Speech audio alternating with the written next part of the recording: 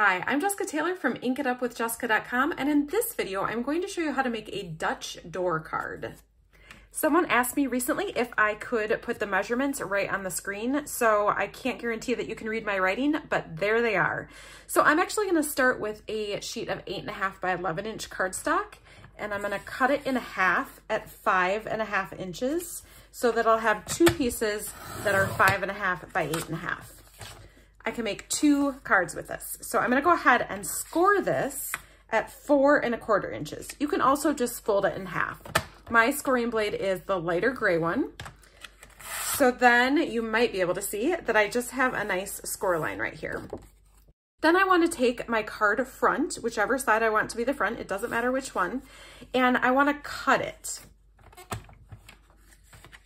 So I'm gonna cut it at 2.75 inches, which actually cuts the front right in half. And I want to cut all the way from the outside edge to that score line that I made, or to the line that I'm going to fold it on. So on my paper cutter, there's a line in the middle, and that's where my blade is. I'm just going to bring that all the way up to that fold line, and you might need to pop it up and check. That is just perfect. So then I want to cut off this top portion of my card. So I'm going to go ahead and line up my score line with the cutting track. And then I'll just cut that all the way down to the line that I cut. Again, lining up this little piece here. And if for some reason it doesn't totally come out, you can just take your paper snips and snip out that final corner. And then I'm going to take this and fold it so that this folds to the front of the card and give it a nice crease with my bone folder. So this is kind of the base of my Dutch door. The piece that I cut off of here, I'm actually going to swing around, and that's what I'm going to use as the base for my front. I also want to decorate this a little bit, so I have a piece of pattern paper that's 2.5 inches by 4 inches that I'm going to tape on there. I'm just going to put some Stampin' Seal on the back here. People often ask me what kind of tape or glue I like to use, and I am a double-sided tape person. I do not like to use glue. I tend to make a mess with it. So I like the double-sided tape. So I'm going to put that on the front, and then I just have a white insert that's 4 inches by 5.25 inches that I'm going to put on the inside. Sometimes my inserts I don't add quite as much tape to, just in case the person that I'm sending it to wants to take out the part that I've written on and maybe recycle the card and send it to someone else. So I'll put that there.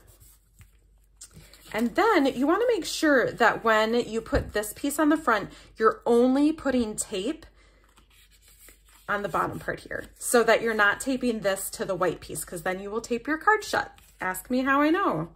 So I'm going to go ahead and put some tape along the bottom here. So kind of along the bottom and along the edges. And then I'll just put some tape in the center here so that I know that it'll be taped kind of all the way around.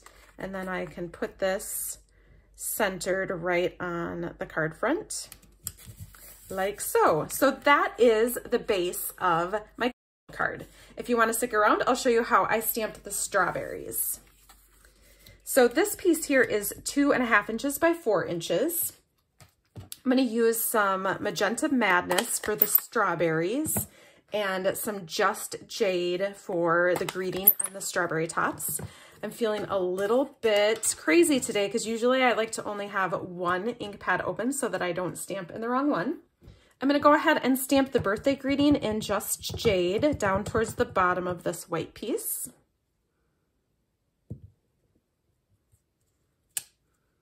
That's maybe a little bit lower than on there, but that's okay. Every card is different. That's what makes it handmade. Then I'm going to stamp the outline of the strawberry in the Magenta Madness. So I'll stamp one down this way and then one up here a little more. For the inside of my strawberries, I'm going to take the bold strawberry stamp, ink it up with magenta, and I actually like to stamp it off on scratch paper and then stamp it inside my strawberry outline so that it looks just a little bit lighter. So this is an easy way to get multiple colors out of one ink pad. You have a little bit darker for the outline and then a little bit lighter for the inside. I like that these strawberries are pretty easy to line up. Now I'm gonna add the topper on with some Just Jade.